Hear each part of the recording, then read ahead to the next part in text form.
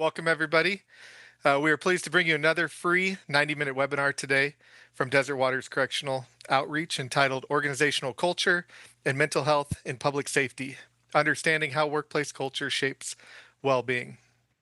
As we are recording today's presentation, please keep yourselves muted. And to introduce myself, I'm Justin Stevens, Desert Waters Chief Operating Officer and Master Instructor. Desert Waters is a nonprofit established in Colorado 22 years ago, and our mission is to improve the well-being of corrections and other public safety professions through training, consulting, and other essential resources to foster resilience, mental health, and overall wellness in these challenging professions. Please visit us at desertwaters.com to learn more about what we do. And if you like these free webinars, take a moment to like us on Facebook and follow us on LinkedIn. Moving to today's presenters, we have Katerina Spinaris and Stephanie Rawlings. Katerina Spinaris, PhD. She's an executive director and founder of Desert Waters Correctional Outreach and is a licensed professional counselor. Her professional experience in corrections includes developing wellness curriculum for correctional staff and their families, training thousands of staff, treating correctional staff and their family members, and conducting research on staff wellness. She originated the term corrections fatigue in one of the courses she authored, From Corrections Fatigue to Fulfillment. CF2F received the 2016 Commercial Product Award of Excellence by the International Association of Corrections Training Personnel. She designed the Corrections Fatigue Assessment and helped develop Safety Net Accreditation Program for correctional staff wellness, and has authored and co-authored 4 books on correctional staff wellness. I don't think there's anything she hasn't done. Stephanie Rawlings is the Desert Waters Deputy Director. She has a dozen years of correctional experience with specific expertise in the area of developing, implementing, and overseeing staff wellness programming in large correctional organizations, including building and deploying a trauma response unit for staff. Stephanie previously served as a staff wellness program administrator for a large state correctional system. In addition to her involvement with Desert Waters, Stephanie serves as a consultant for correctional wellness and training. She holds a Master of Science degree in Criminal Justice Sciences from Illinois State University. And with that, I'd like to turn it over to Katerina Spinaris. Thank you, Justin. Thank you, everybody, for joining us today. I know how busy we all are, and the long weekend is coming up, Labor Day weekend. It's a pleasure to have you as part of what I see as sort of our family of caring for one another. And today we're going to talk about a topic that is really very near and dear to my heart, because until I started working with corrections personnel, I never really understood how important the organizational culture is. And also, when I saw how other public safety agencies have the same issues as corrections regarding culture, I felt like we really needed to do a webinar on this whole thing and keep at it as far as talking about the importance of improving the culture and how to do it, because it's a very, very, very challenging journey to change the culture. And I know we've all talked about it for a long, long time, and it's hard to change a person. Imagine a whole bunch of people. So, so today we're going to talk in a way that is not heavily academic. It's not going to be about like a lecture at a university. It's going to be much more down to earth about how we live and experience each other. And our ultimate aim as a team is to get people motivated enough and engaged at the heart level where they will want to be involved and will be engaged to do their part in their little corner of the world to make the culture better. Because really just hearing about it is not going to make any difference. It's about what are we going to do with what we hear? How much of an action program we'll have following hearing about things. So today we're going to focus on something very, very basic, which is a mental health, basic but critical, the mental health of public safety personnel and its relationship to workforce culture and climate. So if we want to go to the next slide, please, Justin.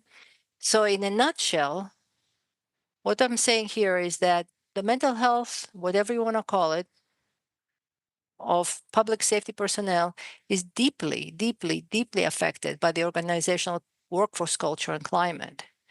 And like we'll talk about those two terms in a minute and what we mean by those two, culture and climate. And what has been a shock to me when we found it in one of our studies, and then I found other studies who reported the same thing, is that the culture and the climate of an organization seem to affect staff more than even exposure to trauma.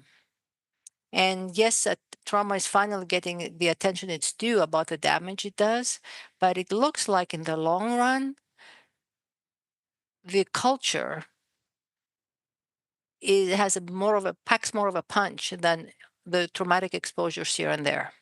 And the question is why? And by the way, if you have any thoughts, you can always enter them in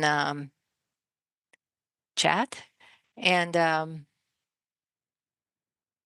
my understanding of why the culture is more important and impactful than trauma is that two things. One is that trauma may happen occasionally. Culture is you live it all the time. You're there, you're immersed in it. And we're going to be talking about that immersion in a minute. The other thing is that we also know, and it makes total sense, that if we have a supportive culture, people who care, people who look out for one another, people who go the extra mile for each other in any way, people who are civil, kind, it helps people calm down and kind of counters the effects of trauma. It helps people relax and feel safe. And trauma, of course, takes away the sense of safety. And so the way the culture operates can either make the traumatic effects worse or better. And if it's healthy, it reduces the effects of trauma. If it's unhealthy, it adds insult to the injury, rubs salt in the wound, whatever you want to call it. Lack of understanding, lack of care, lack of empathy, lack of support. These are undermining people and they make the effects of trauma a lot worse. So the root that we need to be looking at is the culture, the environment people are operating in. And today we're going to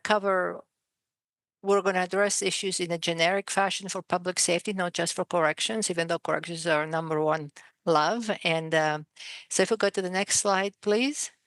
It's just we talk about public safety folks like, of course, corrections professionals, including probation and parole, law enforcement, police, sheriff's deputies, firefighters, and paramedics or EMS. We kind of include them all under the umbrella of public safety. So let's go to the next slide. And what do we mean by workforce culture? My good friend Greg Morton, who works with us, has worked with us for a long time. He said it's a very good definition of it. The way we do things around here. How do we do things around here? How do we do things around here? What's accepted? What's endorsed? What's promoted? What's rewarded? What's tolerated? And people look the other way and not confront something. And it's based on our values. And of course, there's a big difference between values we profess, we say this is our value, versus what we actually do and practice. So the workforce culture really is affected deeply by any discrepancy between professed values versus practice values, and how healthy those values are. And the norms are shared expectations and rules, and that dictate how people behave, regardless a lot of times of policy. Policy may be overlooked to continue with something that has been accepted in a work setting. So that's culture, how we do things around here. And then let's go to the climate slide, the next slide.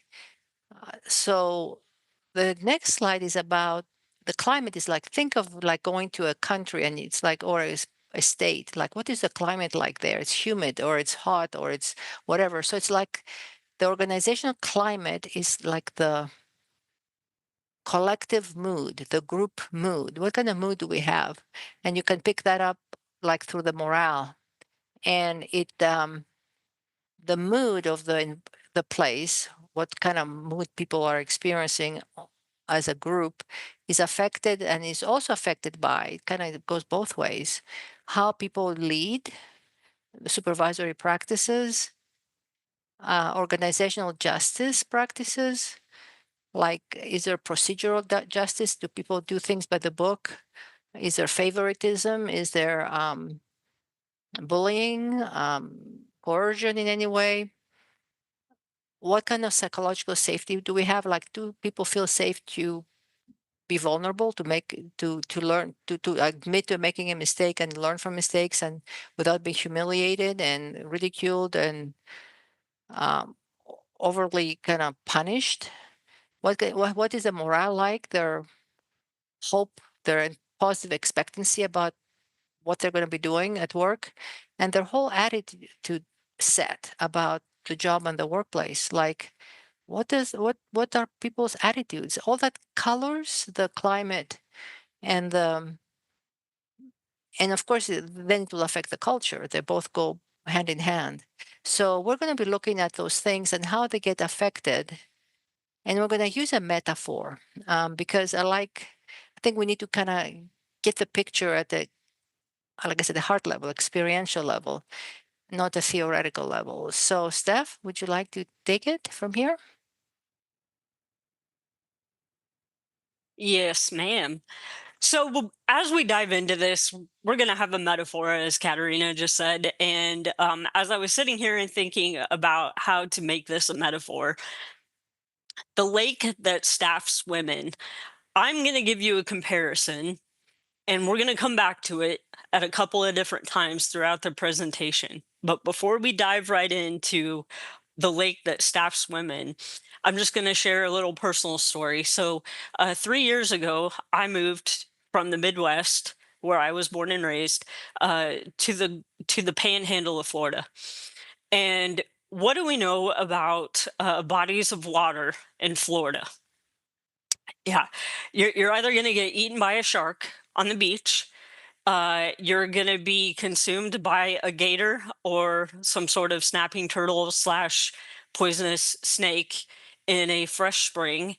Or if you're lucky enough to find something in between, you're probably going to end up with some sort of flesh eating bacteria. So when we first moved here, I remember going down to my local springs and watching these kids jump in the water where I can see 12-foot gators 30 yards on the other side of the bank and thinking, I will never ever get in that water. That water will never touch me.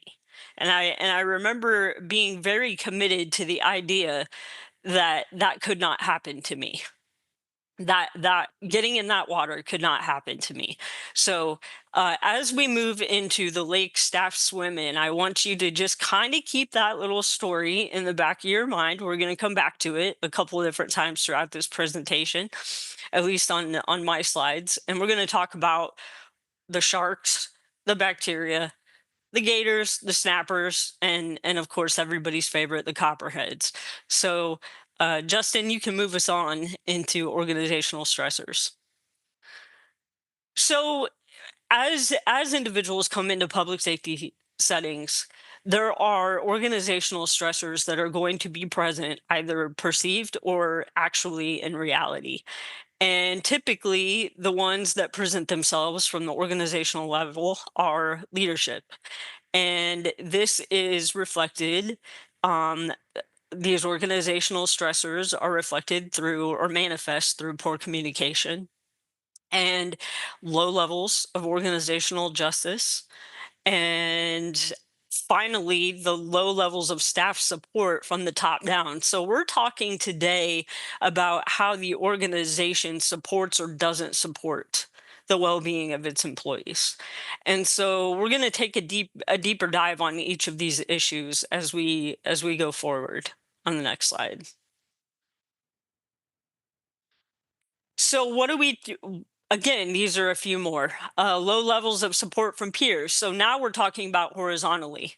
We have the top down leadership, we have the bottom up frontline staff, the individual level, and now we're looking at support from peers. How do the coworkers coexist together? How are they working together?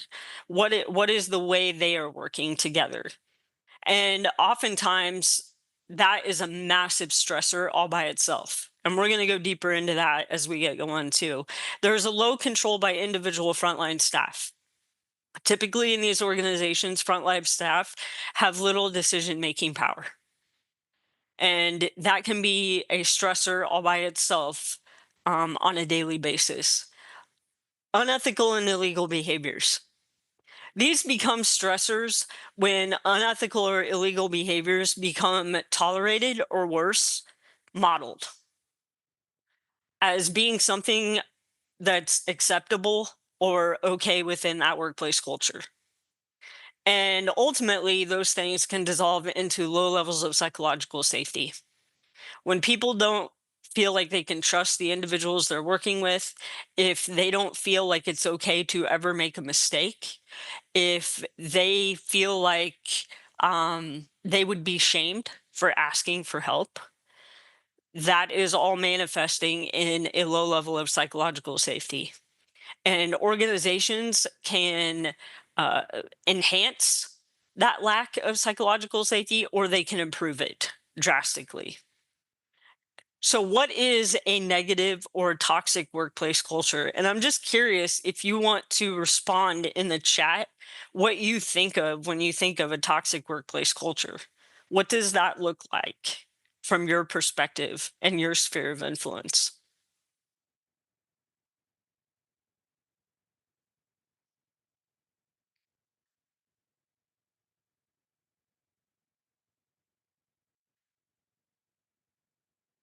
So, I see some responses popping up, and all of these are excellent examples of low levels of psychological safety, shaming others for making mistakes, hostile work environment, gossiping, negativity, demeaning behavior, rumor mills, harmful attitudes and behaviors that are normalized,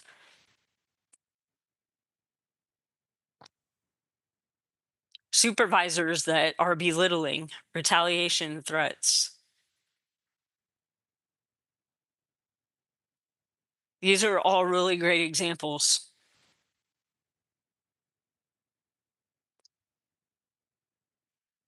Boy, you guys were able to come up with a very comprehensive list very quickly, too.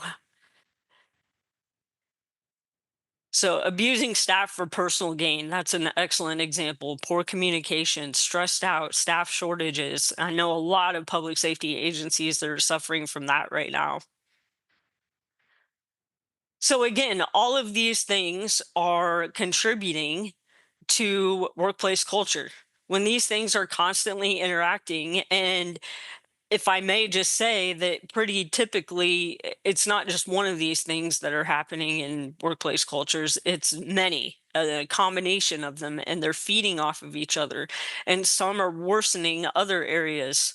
And so, really, this is what we're talking about when we talk about the organizational stressors and how they're contributing to all of these different points that we just talked about. Justin, you can move us forward. So organizational stressors and correctional officer health. So if you know Desert Waters, you know that a lot of our work, if not all of our work up until the recent present, has been in correctional facilities with correctional staff. And so what we've found through different research studies that both Desert Waters has participated in, as well as other studies that have been done outside of our agency, is that these organizational stressors are associated with their job stress and their burnout.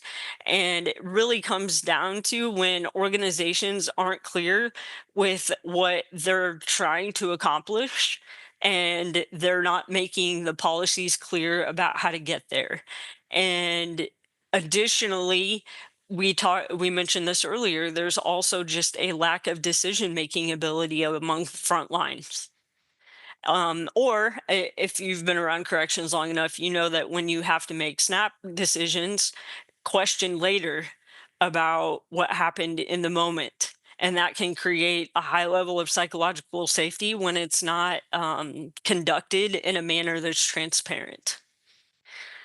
Lack of support from the organization. What is the organization making available to its staff? What resources is the organization making available to staff? Are they accessible? Are they treated with a high level of regard and respect by the workforce.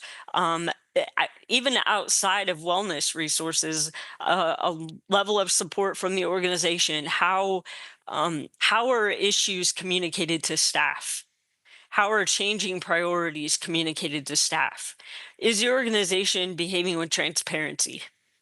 Are they sharing the why behind decisions with their workforce? And finally, a perceived lack of organizational justice. And we're going to talk a little bit more about that. And I got to tell you, I had to go digging for a good example of the organizational justice. And I was surprised when I found an example how many times over I had seen it in my career and different agencies that I had worked with. You can move ahead, Justin. So, additional unhealthy items that are existing in workforce cultures is false resilience.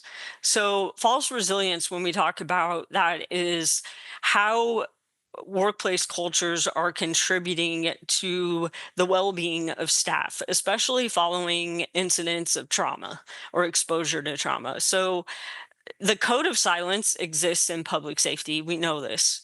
It is hard for people to ask for help. There has been a stigma associated with working in public safety that you got to be tough and get over it because we don't have time before the next call goes out. And that play through the pain mentality has created a level of false resilience in public safety workforces. And oftentimes it ends up manifesting as despising kindness and looking at compassion as a weakness.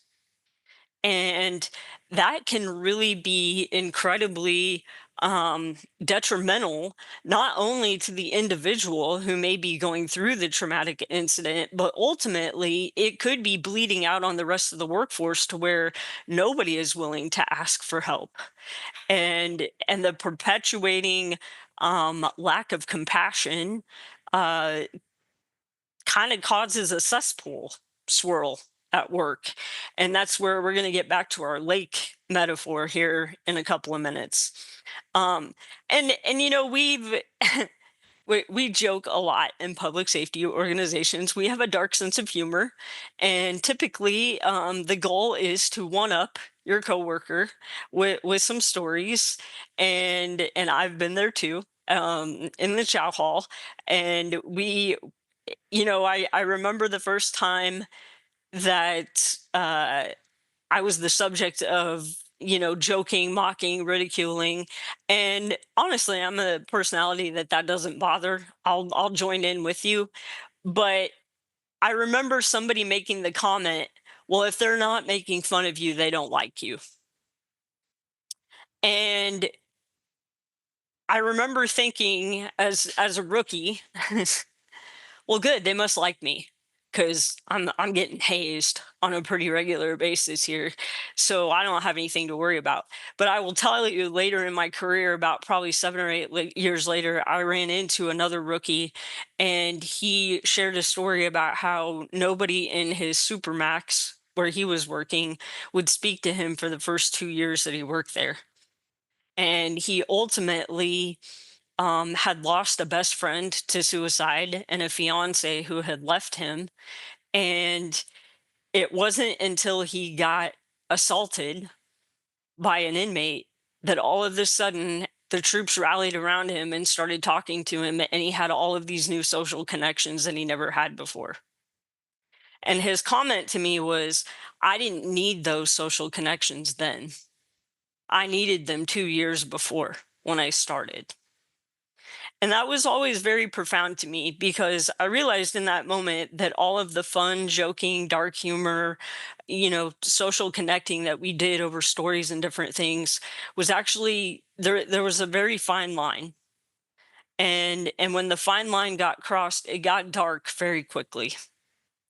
And so, when we're thinking about false resilience and unhealthy workforce culture, I just spent the most amount of time talking about the dark humor. And the reason I spent the most time talking about the dark humor is probably it's the one that's most present. in a lot of public safety organizations. And it's a coping mechanism. But like I said, there's a very fine line.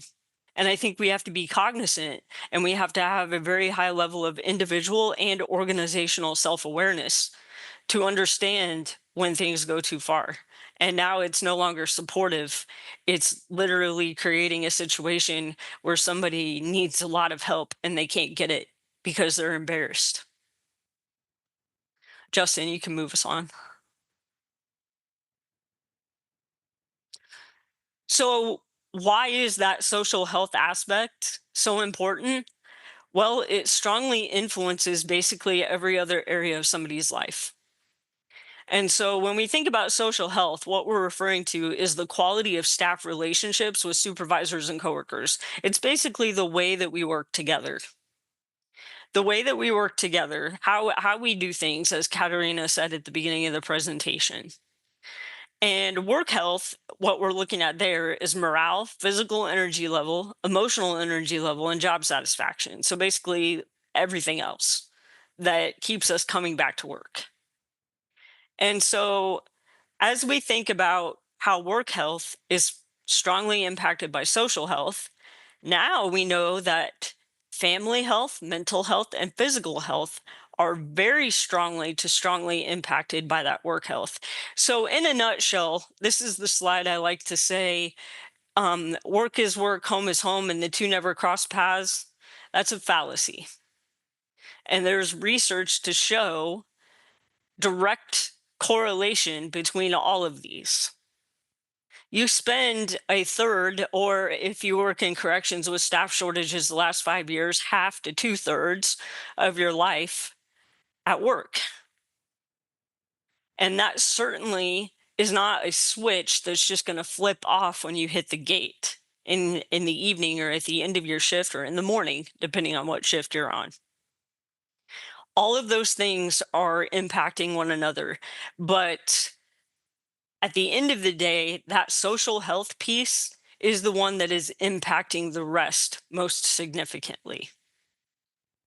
So, social health affects work health more than a traumatic exposure.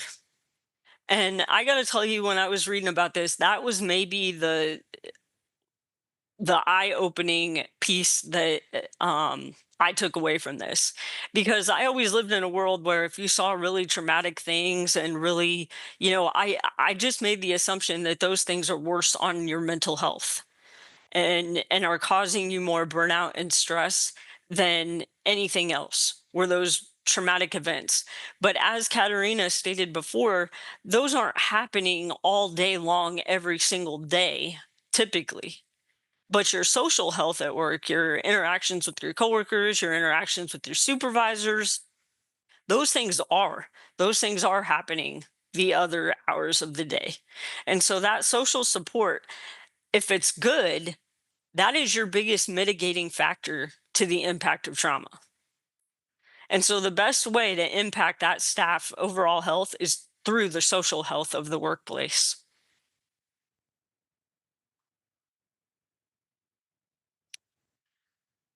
So again, we're going to look at organizational stressors for other public safety.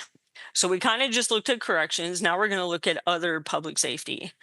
And again, as you can see, the same items are present for other public safety organizations. That lack of supervisor support, a lack of coworker support, negative workplace cultures, ethical violations that are either tolerated or modeled, and that it may harm public safety staff mental health more than exposure to potentially traumatic stressors.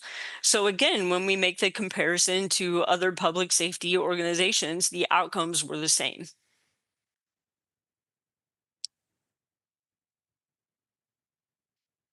So where does that leave the staff that are working there? Well, here's a list of some potential outcomes. Anxiety, burnout. I think that this is a very profound one, soul fatigue. Soul fatigue. I've heard people joke, that have been in corrections more so than public safety, about how, they lost their soul a long time ago. There's a very profound quote in one of our trainings that says, "What I come across at work wounds my soul." And that's a different kind of injury, in my opinion, when you're talking about soul injury versus mental health impact. Again, depression, PTSD, high rates of substance use disorders, moral injury. And that's a topic that's getting a lot of play recently as well in wellness circles. And then finally, the most significant and most serious would be suicide. Thank you, Stephanie. Great job. So we want to take a closer look at the numbers, some numbers, put some numbers to those titles or mental disorder names, and see the impact, because social health really is the equivalent of workforce culture, if you want to use another term. So that's where we saw in a couple of slides ago that it affects work health, morale, energy level, physically or emotionally, and job satisfaction or the lack thereof. And so, and then it ends up with other more serious issues like those diagnoses. And just to give you a comparison, I'm throwing up here some numbers that are for the general population, adults, um, the last 12 months kind of measurements. And you can see just glancing at it that they're all, well, they're under 10%, under 10%. And with PTSD being pretty low at 3.6%. And uh, next, generalized anxiety, 3.1 to 3.6. Heavy alcohol use, 6.3%. And the major depressive disorder, 8.3%. So next, we're going to show you in a second, not yet, the numbers for corrections officers. And now I'm going to keep it to officers here. We've done some studies with probation, parole as well, and supervisors and headquarters staff. But we're going to focus now on the officers, because that's what there are most studies focus on officers, and they're the ones who absorb a lot of the brunt. So, but we found very similar patterns, only lesser rates for like probation and parole staff. So let's go to the next slide. Thank you, Justin. So for PTSD, and these are all from studies that use screening instruments. So there are estimates of prevalence rates, meaning how much they are occurring. And so PTSD, and that this had been found over and over and over again. And I believe Desert Waters was the first organization, and maybe the only one so far in the States, that actually measured the actual number. People were very uncomfortable about getting measurements of estimates of PTSD rates for several reasons. But look at those numbers, 34 to 43%. And even if you take the lower one, it's like 10 times higher than the 34%, 10 times higher than what we saw the adult general population to look like. That was 33.6%. Like, 10 times? Depression, off the charts, 24 to 48%. Comorbidity, meaning co-occurring PTSD and depression, very, very common. That it's like the wicked twins or something. It's very rare to see one without, PTSD without depression. So there is comorbidity of 20 to 25%, meaning people have to deal with both issues. Generalized anxiety, 32 to 60%, well over half. Alcohol use disorder, let's stick with the alcohol at this point, 26%. And these were self-reported measures. They were not actually diagnosed by a physician or a psychologist, but they were self-reported. And we would venture to say that a lot of correctional folks would underreport issues like alcohol use or PTSD symptoms, because for one thing, of the culture of toughness, I don't want to admit that I'm having all kinds of nightmares and I'm afraid to go into the facility in the morning, and I sweat on my way in, and whatever. People don't like to talk about that stuff. So those numbers may be even underestimates. Then higher risk of death by suicide, these are not rates, the higher risk of death by suicide, 39% of, let's say 40% higher risk. And we know that in one study in New Jersey, they actually found that the death by suicide actual rate was twice as much for COs, correctional officers, than police officers. And they didn't expect that. And the police were much more like the general population. And suicidal thoughts, 11% of active duty COs reported having suicidal thoughts in the last few months. So these are kind of shocking results. They're really, really high. And I mean, we've kind of been trying to say, whoa, we have a huge mental health crisis that needs to be addressed because, for one thing, if you are just practical and want to get the job done, how can you get the job done with people struggling like that? How can you really, really, really expect very good performance and outcomes? So,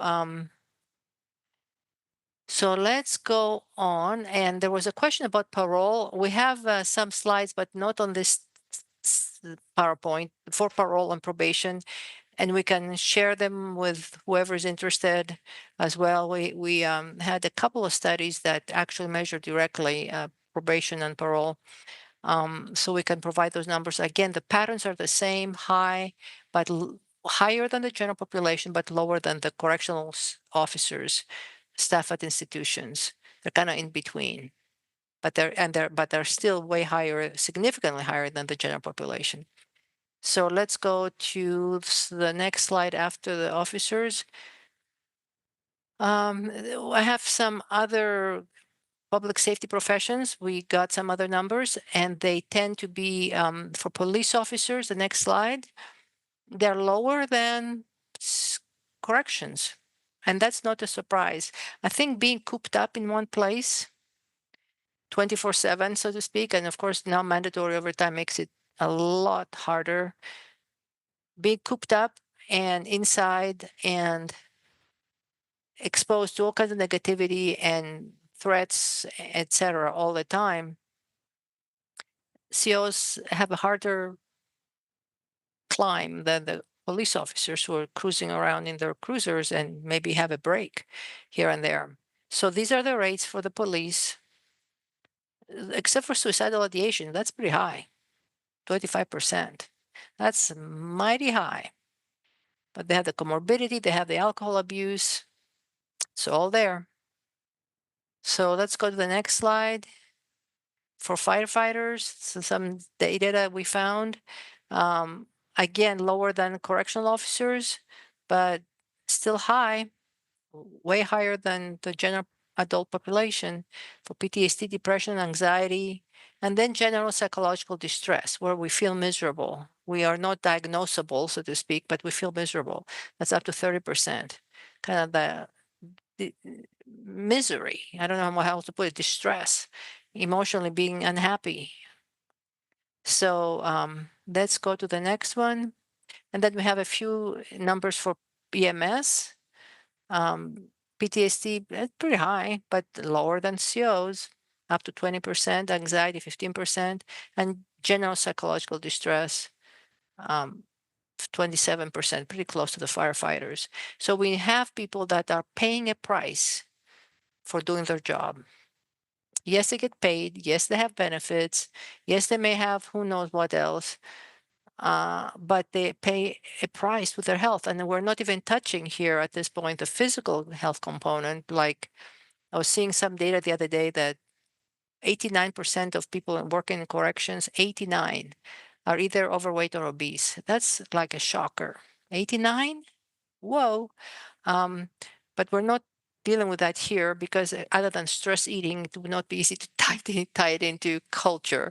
Actually, in a way, yes, you could if you say the culture says we only have junk food in the vending machines and everybody eats donuts all the time, and that's the culture. Yeah, I guess that would contribute to the damage. So, and everybody goes drinking like crazy after work and pay the consequences later. So let's go to the next, like a summarizing the findings. Number one, the obvious that the mental disorder rates, even the estimates, are way higher than for public safety folks than general population in the United States. And I'm sure it would be the same in other countries. And PTSD and depression are the most commonly reported diagnosable conditions consistently. And although I would say generalized anxiety sneaks in there quite a bit too, comorbidity is common. In fact, in one study, we looked at percentages for how many also had PTSD, depression, and anxiety, and how many had PTSD, depression, anxiety, and alcohol abuse, and how many had all that plus suicidal thinking. And of course, the numbers went down, but there were numbers there that people had two, three, four, five things going. So you can imagine how vulnerable they would be. And as we'll talk about in a minute, if I'm that miserable and I am hurting to that degree and I'm malfunctioning to that degree, what kind of vibes am I putting out there? How am I treating other people? How am I doing my job? How am I affecting my environment if I am in that place of not doing very well, to put it nicely, or falling apart, to put it bluntly, or taking out my anger on somebody else? It's not just that it's contained within me; it's leaking, and that's why we want to talk about the lake again. So, and yes, there are differences in the rates. Depends on the sample. It depends on all kinds of things. Um, but the trends are very clear. We have very high rates. So let's see. Do we have one more slide? Yes, I think we have one more slide for me, Justin. And I call it the gift that keeps on giving. That's a very sarcastic little statement. And it really hit me years ago when we said, geez, can you imagine having a negative culture where people are setting each other up, backbiting, hitting on each other in an unwelcome way, so to speak, uh, fudging, lying, intimidating, not doing their job. And then you have a new person coming in, bright eyed and bushy tailed from the academy, um, and getting hit with it. They expect to make a difference in their world, they expect to do something great, and then they get hit with that. Like, what do we do? So what hit me is that one person's effects of whatever they're going through, the outcome of what they're going through, becomes another person's cause of problems. Like, okay, I've been affected.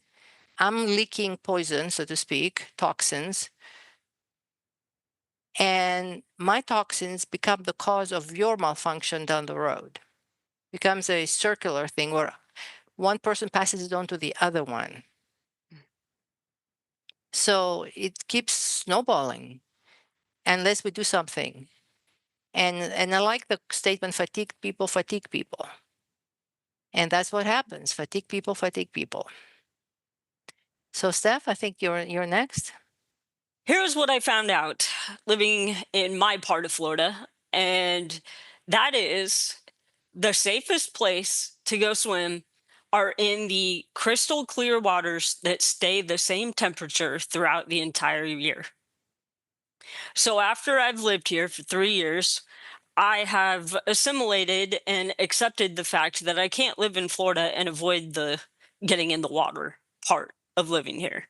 It is a lifestyle. It is what people do. It is how we recreate. It is how we spend our time. And so after being here for a couple years, I realized that in the clear water, there is not a threat of the bacteria because the temperature stays 68 degrees year round. The springs by my house are pushing out 100 million gallons of water every 24 hours. They are the largest freshwater springs in the entire world. Also, because they are cold water springs, they apparently make the gators very sleepy. And those gators don't want to attack and they don't want to eat people. Now, I'm not going to go test that theory and like jump on one of their backs and try to ride them. But what I will say is, after 3 years, my children have swam in the springs across from the alligators. We have canoed and kayaked. We have recreated in that water. but it was water that was clean. It was water that was clear. It was water that was transparent. It was water that had fresh moving water passing through it every 24 hours. It was water that had stable temperature. There really weren't a lot of surprises when it came to this. The current was steady. Weather didn't really affect it, and it's not prone to flooding because it's a freshwater spring. And so, how does that tie into what we're talking about here? Well, we are talking about reclaiming our lake, the lake that we're swimming in. And when we can clean those waters up, when we can see the bottom of the waters, when the water temperature remains stable, when we have those mitigating factors in our workplace culture to the trauma, to the organizational stressors, we can make that lake worth spending time in, worth investing our career in. So, as Justin's going to move us forward here, we're going to talk about the strategies to clean the lake up.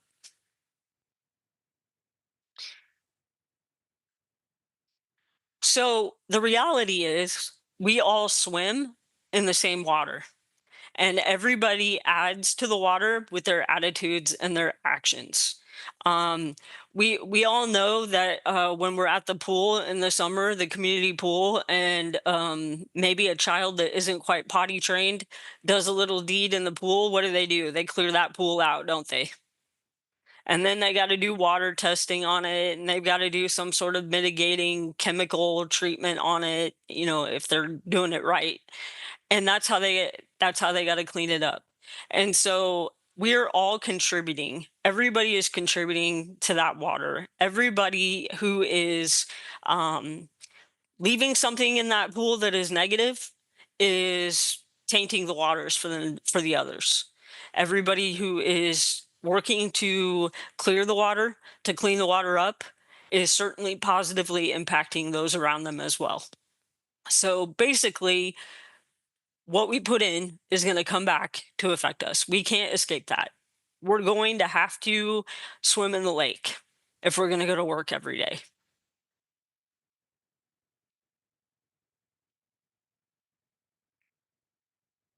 And as you know, you can't just clean one section of a river or a lake.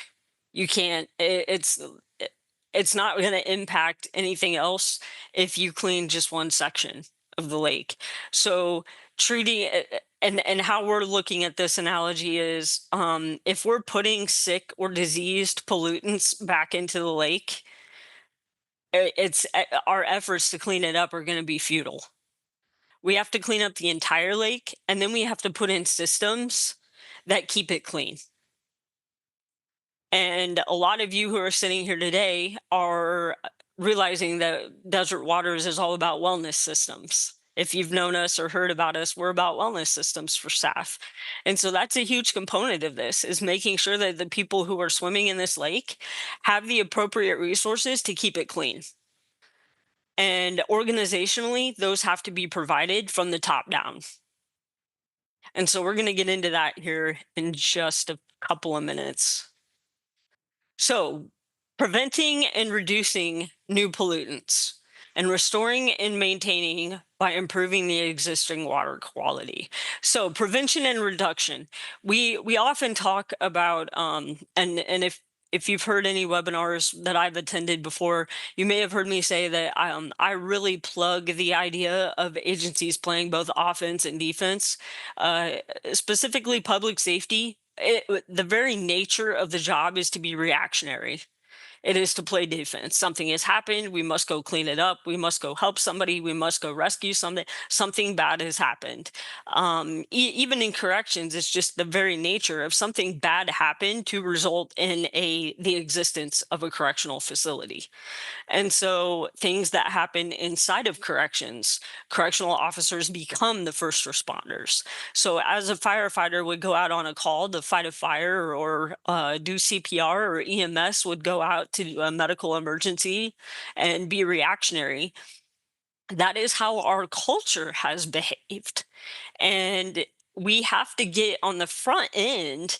If we're going to start affecting the change on the workplace, we have to start building preventative strategies from the very first day, and not waiting for bad things to happen, not waiting for staff to get to the point of losing families, losing employment, having all of these generalized disorders that we talked about, or PTSD, but getting on the front end of it. And we're going to talk about what that looks like. And then we're going to also talk about how to restore and maintain the existing water quality. So once we do get to that point of cleaning that up, how do we keep it clean?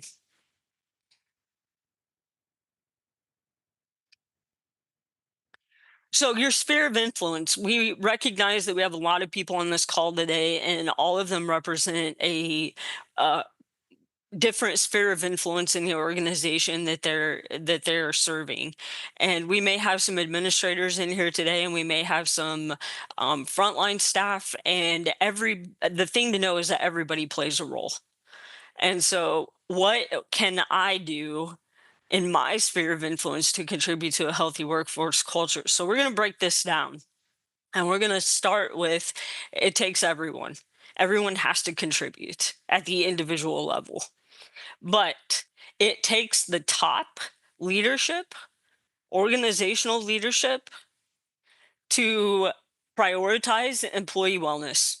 And that looks like supporting it through policies, through budget allocation, having a go first mindset, which means it's not that training is okay for them, but you sitting in it first as a leader and modeling its value, and shutting the phone off and trusting that deputy to take care of things so that you can be fully present in the training that you are investing in for your staff. And we have an entire article dedicated to the going first leadership mindset in our next publication of the Correctional Oasis that's coming out in September. So please make sure that you check our website, LinkedIn, Facebook page for that Oasis that's coming out, because we take a deep dive into what it looks like to go first when we're talking about employee well-being. And honestly, the biggest thing that we're talking about from the top down situation is modeling that whatever you're putting in as prevention and wellness strategies for your employees is more than you throwing something at the wall hoping that it'll stick or checking a box. And that's why wellness needs to be a strategy. It needs to be a comprehensive plan. It doesn't need to be a one-off training. It doesn't need to be, although training is great, but it needs to be a comprehensive plan that functions daily within the operations of your agency. And research shows, like Katerina said, that this is effective from the top down, because honestly, from the organizational standpoint, they're the ones that are creating protective and preventative measures. And I get a lot of agencies that talk about the cost. Well, how do I know what the return on investment is? I need to know what I'm going to get out of. And I'll tell you, not everything's a number. When it comes to wellness, not everything's a number. I don't know how you quantify that people are having better interactions with their family members at home, that they're not destroying marriages or relationships or alienating themselves from their children. I don't know how you quantify that people are getting along better at work. I suppose there are data points that you could look at: call-ins, use of sick time, abuse of sick time, retention. But the problem is there's so many other extraneous factors. You can't really isolate that to wellness programming. But I would challenge any agency that does not invest in wellness or the well-being or the organizational health of their workplace to try it and see if you don't see some benefits. Maybe not quantifiable in numbers, but certainly in interactions. As Katerina said, fatigued people fatigue people. And so again, that lake water is getting toxic without any remedial or preventative measures that are in place. It takes the bottom, individuals practicing self care, making use of the available resources that the agency is providing. It's also the individual asking for help when they need it. It's individuals not contributing to gossip mills and rumors and hazing of staff. And that's what we can do at the individual level. The side to side looks like supporting one another, creating that psychological safety at work, knowing that if I'm running into something, the person next to me has got my back.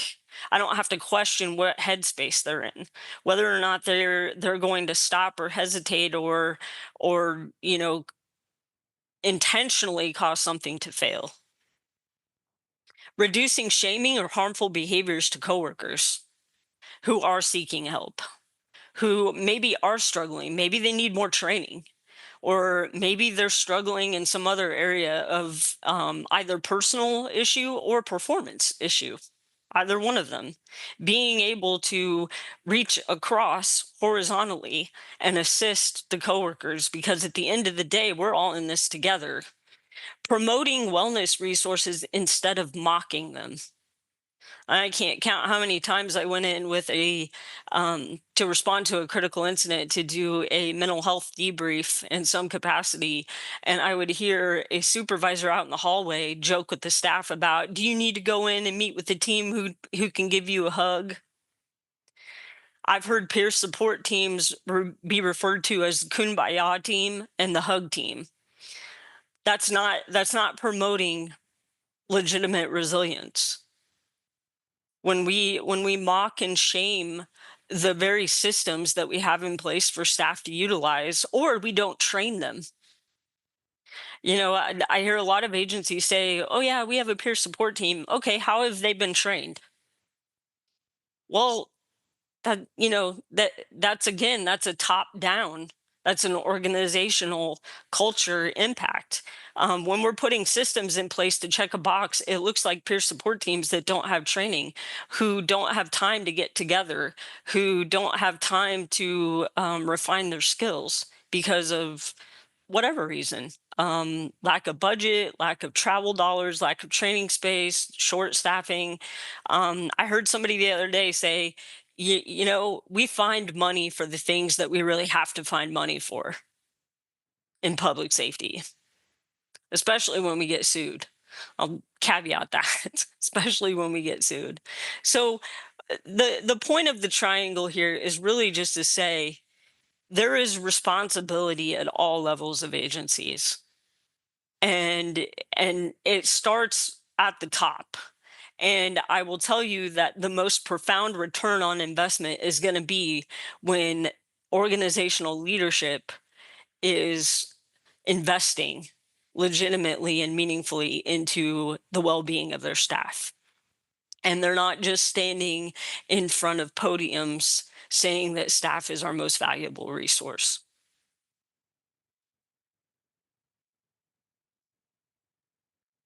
So, psychological safety, key contributors to wellness. Speak up. Based on prior experience, feeling safe to speak up, I should say.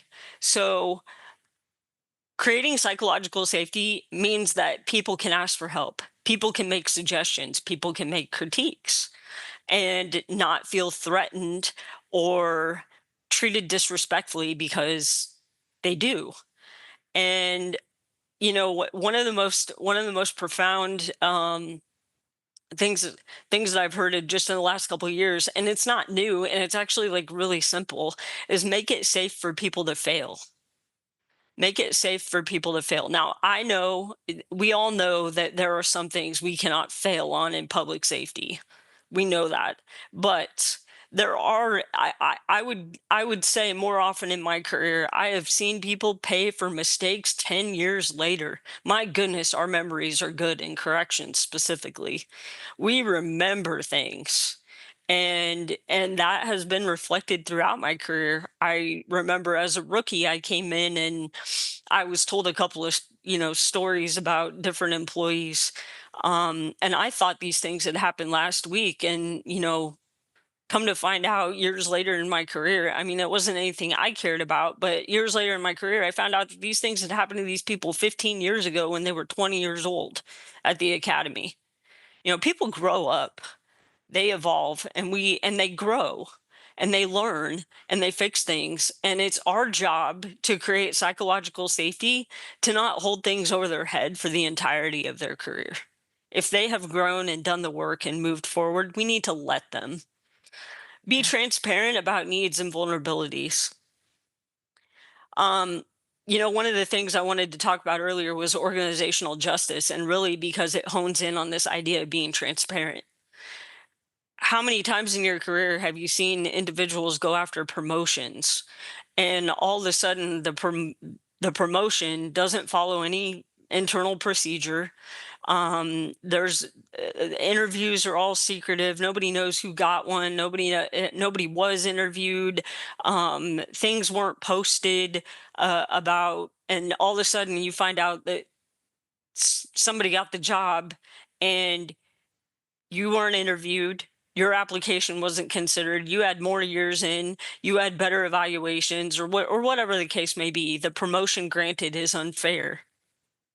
What happens to those people in agencies where there's no transparency? How long do they stay?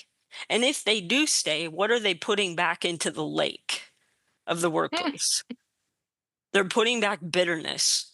They're putting back a, probably a lot of negativity. I mean, the preference would be if they would move on, probably, but a lot of people don't. They stay and they continue to dump those toxins into the lake. And again, we need to create workplaces that don't have fear of rejection, retaliation, or ridicule based on experience. And I'm not talking about, I'm not talking about the gentle teasing that goes on the public safety. I'm talking about that line that we talked about earlier. I'm Yeah. talking about where we're joking about an incident that just happened, but I'm really affected by it, and I am not sleeping at night, and I am not doing well at home. I am having some very dark thoughts, but because I show up to work and everybody's making crude and dark humor about it, I don't feel comfortable to say, man, this has really affected me. Yeah. And so we got to make it safe for individuals to express the need for help, or um, the need for social connection, without that fear of rejection and retaliation. Yeah. Thanks, Steph. Just wanted to touch base here because this is a very important topic, the psychological safety. And I also wanted to address something that somebody put in the chat regarding the importance of being top down. And we agree that everybody has to do their part. And yes, top down has to lead. That's why it's top down, it's leading. And there are several studies for physicians, medical doctors, and burnout. And they found consistently that they studied top down interventions versus bottom up for physicians. Like top down would be policies around number of hours, getting help with entering their data electronically, that kind of thing. And bottom up would be like mindfulness training. And they found that both helped, but clearly top down was significantly better in terms of impact on staff reducing burnout than bottom up. And it makes eminent sense to me that if you remove the stressor or lessen it, it's going to be easier for staff to deal with things than if you teach them how to cope with it. And so, whatever top down can be done to reduce those stressors or eliminate them altogether, we're going to be ahead of the game. And we cannot put it all on people and say, well, you took a resilience course, just swim upstream, go up Niagara Falls because you took swimming lessons. Just keep swimming, boy or girl, and everything will be fine. And we cannot put that on them. We have to have help from the bottom, from the top going down to help somebody keep swimming. And the other thing I was going to say is a study that I came across where they found that psychological safety determined how effective even the people's EAP program was. Like if people went to EAP for help and they went back to a culture that was supportive and they felt safe psychologically, nothing to do with physical safety, their visits at EAP were more beneficial than if they went back to a climate where they did have the sharks swimming all around them. and they didn't get as much of a benefit. So psychological safety for me is like the foundation, the cornerstone of the health of an organization. How safe, how much am I expecting to be treated with dignity, with respect, with even kindness, good intention versus not? So just wanted to emphasize that. And we've done some studies in the past, informal, unofficial, unpublished, and out of all different areas, psychological safety was the most affected in corrections. People were saying, nah, not doing well here. So, so let's go to the next one. Um, about the fact that we all need to pitch in. One thing that is a reality, for example, with post-traumatic stress, or when people cannot escape circumstances that are very negative, they cannot get out of them, is there is a sense of helplessness, giving up, powerlessness. There's nothing I can do. I have just to endure till retirement. I have to endure, or till I find another job. I have to endure. And there's a sense of there's nothing I can do to make a positive difference. And it's a pretty depressing state to be in and helpless, because anytime we do something positive, it kind of perks us up. So we have to go and address our own sense of helplessness and powerlessness, and kind of fatalism that there's nothing I can do. I just have to grit my teeth and bear it. And no, there are little things we can do. Like somebody told me that she had to deal with a very, very sour person at the gate, and she made a decision that she was going to smile at that person coming in every day, or whenever it was she was coming in. Every encounter, she was going to be civil and polite and smile. And by the end of about a year, that person started changing and becoming more civil, the grouchy person, more civil, friendly, relaxed. And that person was on a mission that just to smile. And she could do that. And she did it, and it worked. So remember, we have choices and we are responsible for them. And either I'm going to contribute to the pollution, or I'm going to help clean it up and then maintain, hopefully. And not doing anything, not helping out, is really saying, let's keep it going polluted. We'll stay in with the muck and the toxins. And so I have to ask myself, actually in all my interactions, even in a marriage, we have to ask ourselves, what are we either allowing to happen that is not healthy, or adding actively into the water of our lake today that is not healthy? And taking responsibility for that and saying, how can I do it differently? Is there anything else I can do that it will be a little more effective than what I've been doing? And that is not just a pep talk. It's really a decision we have to be making, because we have more power than we realize we have. I mean, people may say to you years later, "Well, the day you did this, the day you said that, it really hit me, and it turned a light on for me." And you say, "What? Did I say something like that? I don't even remember saying it." And they'll say, "Oh, yeah, I remember you saying it. It changed my life because blah, blah, blah, blah," whatever it may be. So you have no idea what kind of impact you have and power on other people, because people are watching. People are watching. So, what does a healthy wellness culture look like? That is not just on paper, but it's an actuality. So, let's go to the next slide. And okay, the whole thing of ethics and what some people call relational leadership, which means supportive leadership. If we have people that are as wounded as we saw earlier with those high rates of different disorders, mental health disorders, um, we need a supportive style. We don't need a boot camp, crack the whip. I mean, there's times when you have to focus and do something like more in a more military kind of a perspective, but the rest of the time we need more ethical and relational approaches. And that's not something that usually people have been taught, because they may think of it as too soft, and like they'll be considered a pushover and laughed at, lack of psychological safety. And so we need ethics and relational supportive kind of leaders. We need people to get to acknowledge the truth that the job really is hazardous. It does hurt people, and people give it years of their life. Those statistics are not for nothing about reduced life expectancy. Then having policies that are workable, that support wellness, and then the big target, social health, targeting, which is tough. Because if it was easy, they would have would have done it eons ago.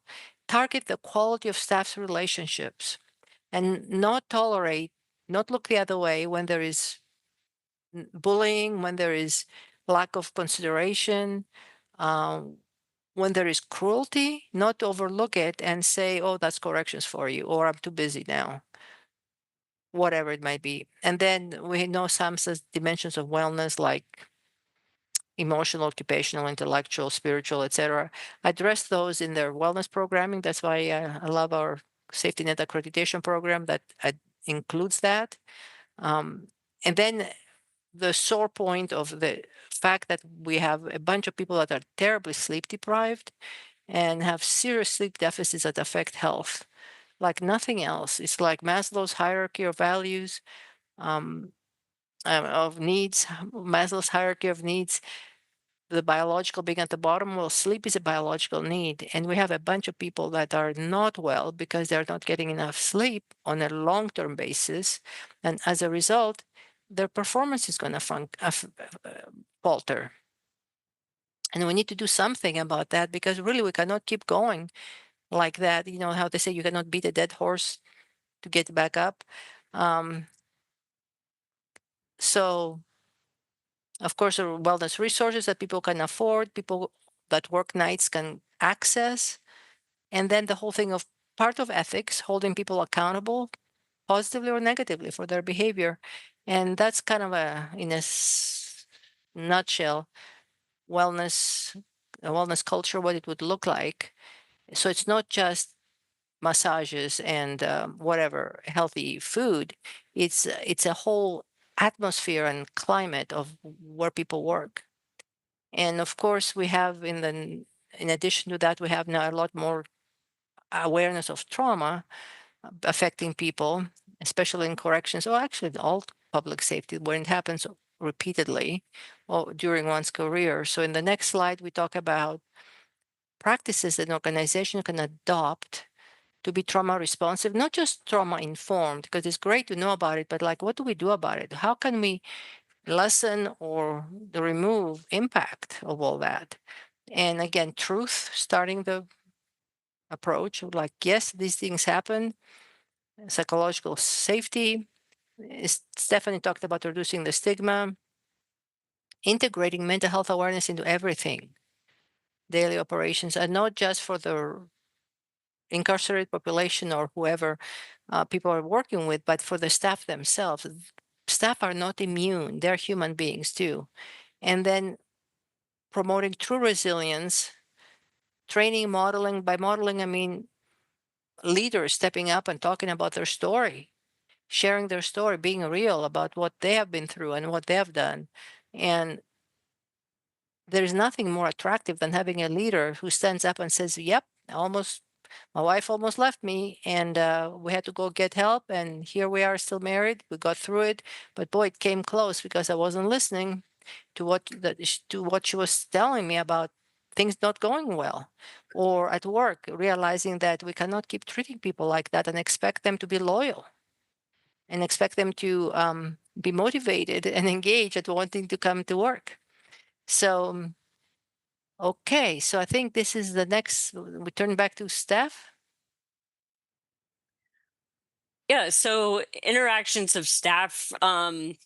So I'm even gonna take the higher level public safety approach here. A lot of what we do is with corrections, but this can translate to interactions with the public for EMS, or interactions with anybody in a public safety organization as well. In corrections, a lot of what we do is interacting with incarcerated people, obviously. And so when our lake is clean, that is certainly going to impact for the better attitudes and actions that we're having with the population that we're serving. And certainly, more stuff gets added to the lake in those interactions, especially if fatigue is developing, and ultimately impact the workplace climate positively or negatively. And really, it's an inescapable reality. I mean, what goes in must come out, and if we're putting good things in, we're going to get good things out, and if we're not, then obviously the opposite.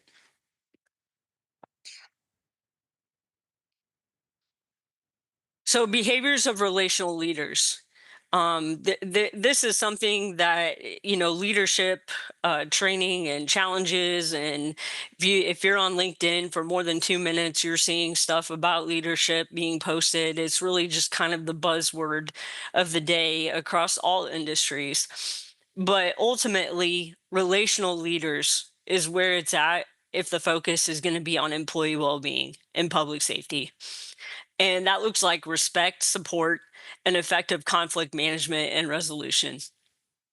If you are a leader and you can't practice people skills, and these are pretty basic, then it's time to reflect on the appropriateness of the situation that you're in, because these are basic leadership principles of people that can interact appropriately and manage people. And if you're a leader in a correctional industry, specifically, you have got to be able to move fluidly between your interactions with your staff and your incarcerated population.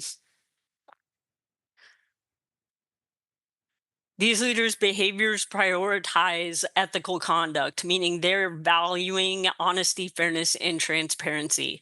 And they're exhibiting altruism and moral courage. And really, what we're looking at there is that they have a selfless concern for the well being of others. And they are prioritizing the growth of the team over any personal gain that they're getting. And that is really ultimately going to foster loyalty and shared purpose of teams if you can practice that. Communicates frequently, and man, that second word, constructively. I'm sure that we have all encountered a leader who could find something to criticize that could not be changed at the level they were criticizing it. And what does that do to individuals? It tears them down. If they can have something to which they can constructively grow and implement at their level, then they can find meaning in the work that they're doing. And if they can find meaning in the work that they're doing, then ultimately that's going to feed good things into the lake. Uses self disclosure strategically to model healthy stress management and vulnerability. Again, not giving your life story and every tiny horrible thing that's going on to the point that your workforce questions whether or not you're well to work, but using it strategically to relate to them so that they know that you understand what it's like to be overwhelmed, so that they understand that it's okay for blah, blah, blah, blah, blah, or to feel a certain kind of way. Exhibits authentic supportive wellness initiatives, not just formal compliance. And again, I just want to harken back to the Going First article that's going to come out in the Oasis. Leaders who are not just checking a box when it comes to wellness, they're going to have better outcomes, because they're going to be strategically investing into those initiatives so that their staff is going to use them. And and again, I'll go back to corrections agencies don't use, well, first responders don't use EAP, and there's a reason, because we talk terrible about it, and a lot of times, sometimes they are terrible. They're not relatable, but they may help somebody, and we got to be cognizant of that and how we're representing those initiatives.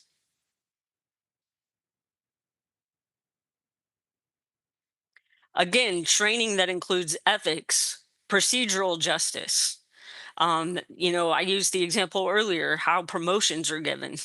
That's an example of procedural justice, creating a fair evaluation system, creating a fair interview system, modeling honesty, altruism, courage, compassion, being able to self-regulate. I did not realize how valuable that was going to come in, um, and until I saw leaders in the agencies that I'd worked for just absolutely lose it in front of their staff, and that does not create psychological safety.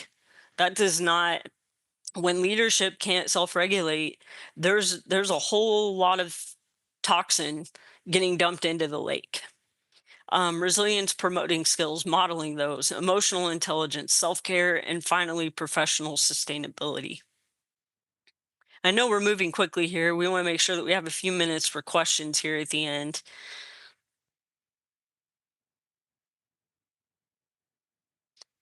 Staff behavior. What can I do at my level? Well, I can have professional sound boundaries. I can behave in an ethical way. I can follow procedures and protocols. I can exhibit honesty, fairness, altruism, courage, and compassion from my level. Anybody can do that for any level that they're working at. Self-regulation should be happening at all levels. We all have the ability about how we react to things. Resilience, building genuine resilience, not false resilience. Making sure that we're recognizing when we need help, making sure that we are taking the steps that we need to care for ourselves. And finally, we can seek mentoring and we can give mentoring when it's needed. What that training looks like, again, it looks like a lot of things we've already seen, even for the other levels: emotional intelligence skills, self regulation, resilience, team building, ethical principles, decision making in morally high risk situations, which is all first responder world, and addressing challenges related to moral injury. And really, even just acknowledging that the situations that moral injury can occur in are happening. Um, I've I've seen over the years different leaders really deny that moral injury is even possible in the work, and I always shake my head because I don't. When you're working in the public safety sector, I don't know how you cannot acknowledge that those situations are happening. And I think it becomes a false resilience protective factor at the leadership level. If I don't acknowledge it, it must not be happening.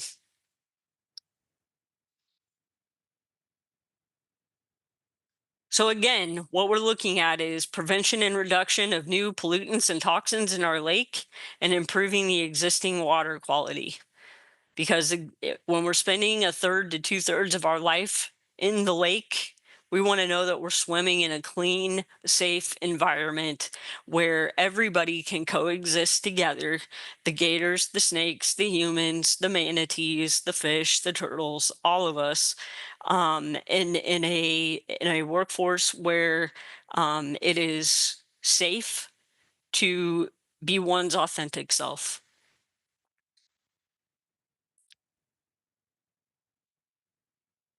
So, personal choices within our power. What will I do today to avoid adding pollution to the pond? And what will I do today to increase the cleanliness of our pond? And it takes more than one person asking those questions.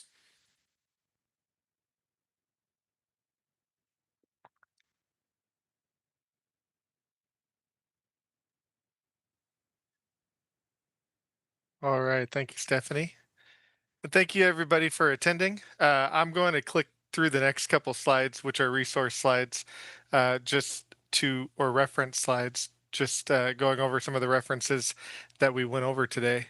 Um, I'd like to thank you for attending today's presentation. I'm going to stop the recording in just a couple seconds to allow you guys to ask any questions to the panel. Um, I'm going to also post a link in the chat for our next webinar, which is September 25th at 3 p.m. Eastern. Um, and it is No Real Prison Reform Without Staff Wellness.